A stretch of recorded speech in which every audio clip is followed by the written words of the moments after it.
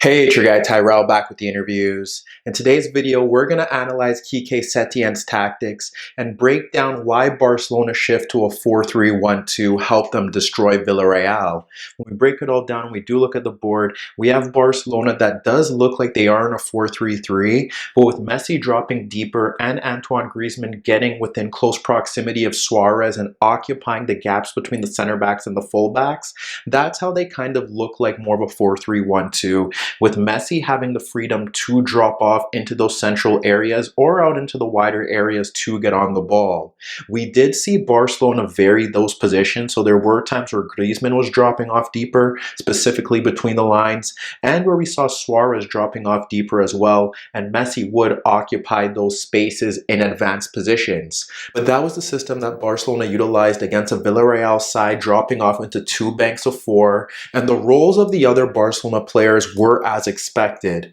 Nelson Semedo was getting high up the pitch and looking to break in beyond Roberto Moreno when he could, when Messi would drift in central. You had Vidal looking to make forward runs in between Pau Torres and Alberto Moreno, and at times shifting out into that right touchline position. Busquets was protecting the center backs, and down the left-hand side, we saw once again, this time Sergi Roberto dropping off into more of the half spaces to the left of Lenglet, and that would allow Jordi Alba to push forward in advanced positions ahead of Mario. That would see Sergi Roberto ahead of Chukwueze, and then we would see Jordi Alba looking to break in behind to get onto long balls,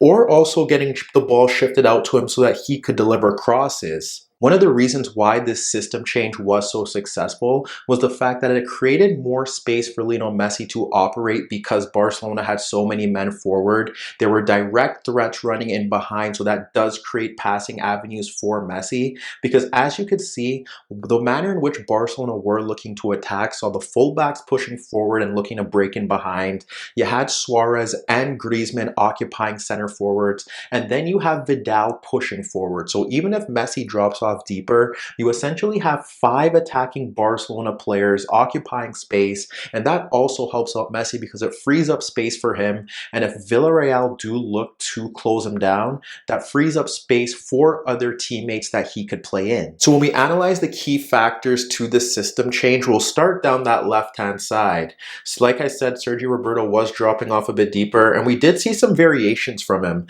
because at times when he wasn't in that zone and Alba was a bit deep, he would see Sergi Roberto dropping off into pockets of space between Chukwueze and the Villarreal central midfielder, whether it be Iborra or Anguissa, and you would see him at times looking to break in beyond Mario to break into that space down that left channel. But predominantly we did see Sergi Roberto in a more deeper position, helping Barcelona control that center of the pitch, but also giving Alba freedom to offer Barcelona another direct threat in behind and out in the wider areas to stretch the pitch. And the build-up to Barcelona's opener epitomized what Quique Setien wanted down that left-hand side. It starts with Sergi Roberto pulling out Chukwueze, and when Chukwueze steps into the path of Sergi Roberto, he slides the ball around him into Luis Suarez, dropping off of Raul Albiol. Suarez and Sergi Roberto combine as Roberto runs off of Chukwueze, and that's when you end up seeing Sergi Roberto playing in the overlapping Jordi Alba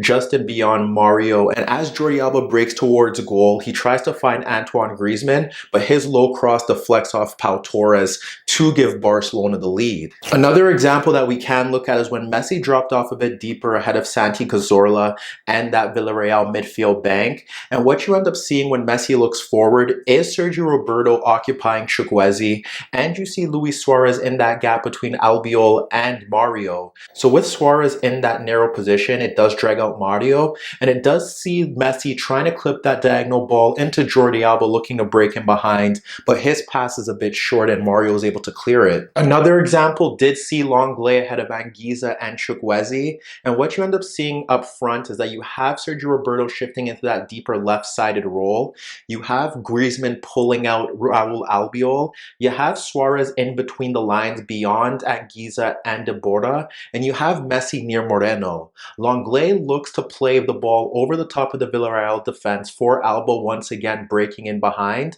But similar to the previous example, Lenglet's pass is short and he doesn't meet the movement of Jordi Alba. And when we look to one final example, what we end up seeing is Busquets picking up the ball ahead of the Villarreal strikers. And when he looks ahead, what he ends up seeing is Messi looking to dart in between Mario and Raul Albiol, with Luis Suarez also ahead of that gap. So you have two Barcelona strikers occupying two Villarreal defenders. When you look across that back line, you have Griezmann in between Pau Torres and Moreno, and you have Semedo looking to break in beyond. So with all that activity up front, it creates space for Jordi Alba to break beyond Chukwueze. And on top of their fluid movement, what we also saw was that they were extremely good with their back to goal, and they were constantly linking play even if pressure was applied by Pau Torres or Raul Albiol. If we look to one example, we end up seeing Jordi Alba in the left channel, splitting Chukwueze and Mario to find Griezmann dropping off of Raul Albiol.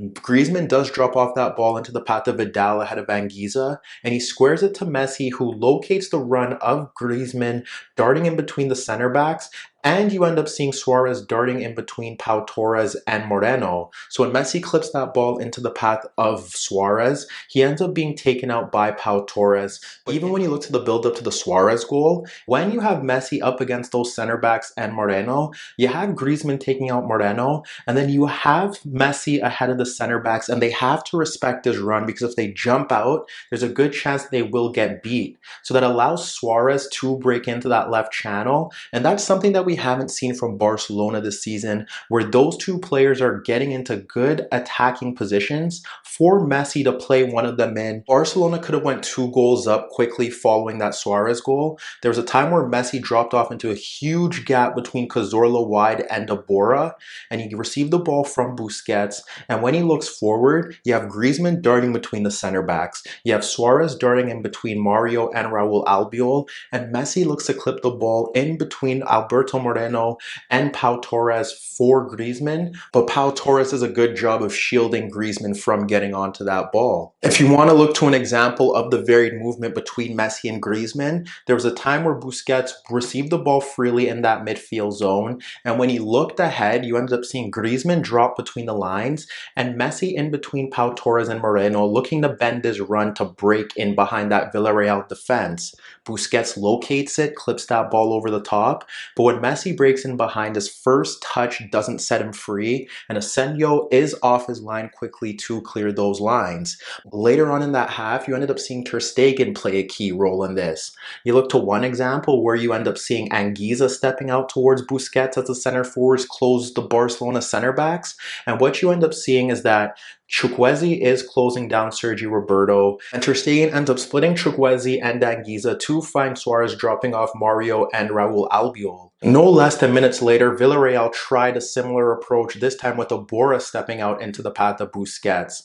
But once again, Ter Stegen was able to find the movement of Griezmann dropping between the lines. And when you look to Griezmann dropping into that space, you have Cazorla stepping to Vidal and Anguissa not picking up anyone. So Griezmann's able to freely receive that ball. And the reason why no one can step into the path of Griezmann is based off the fact that one, Anguissa didn't do it, and two, you have Suarez and Messi occupying the center backs and the fullbacks. Ultimately, Barcelona were able to kill off that game just before halftime, but even when you look to that build-up, it's Semedo splitting Alberto Moreno and Iborra to find Suarez dropping off into that pocket of space. When Suarez breaks forward at Torres, he slides the ball across Anguissa into the path of Griezmann, and that's when you end up seeing Griezmann and Messi combine before we witness a moment of magic from Griezmann. And even when we look to the second half, although Villarreal did change their shape to a 4-5-1 by bringing on Soriano and Moy Gomez, we did see them try to press from the front with Soriano stepping into the path of Busquets and Moy Gomez sitting on Vidal,